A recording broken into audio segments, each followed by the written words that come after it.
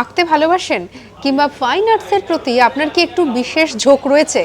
Fine আর্টসের কথা শুনলে পরে কিংবা কোনো এক্সিবিশনের কথা শুনলে পরে আপনার মন কি বলে ওঠে যে যাই একটুখানি ঘুরে আসি বা কীরকম ধরনের এক্সিবিশন হচ্ছে একটু দেখে আসি?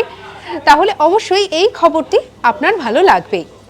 বর্তমানে আমরা এই ফাইন আর্টসের এক্সিবিশন, যেখানে অনেক ধরনের আঁকা, অনেক কিছু আমরা একসঙ্গে এক ছাদের তলায় দেখতে পাই, বিভিন্ন শিল্পীদের কারুকার্য। একসময় কিন্তু এই বিষয়টা এতটা সহজ ছিল না। প্রথম কোথায় এই এক্সিবিশনের আয়োজন করা হয়েছিল সেটা কি আপনারা জানেন? আজকে বলবো সেটার কথা। যেটা দেখা যাচ্ছে যে 21শে এপ্রিল 1760 খ্রিস্টাব্দে প্রথম ফাইন আর্টসের এক্সিবিশন করা হয় লন্ডনে, এবং প্রথম পাবলিক প্রদর্শনীর আয়োজনও করা হয়েছিল প্রথমবার লন্ডনে। নিঃসন্দেহে বলা যেতে পারে যে অতদিন আগে 1760 খ্রিস্টাব্দের এই প্রদর্শনী পরবর্তীকালে বিশ্বের মানুষের কাছে ধীরে ধীরে ছড়িয়ে পড়তে শুরু করে, তার খ্যাতি বাড়তে শুরু করে, মানুষের কাছে তার গ্রহণযোগ্যতা বাড়তে শুরু করে।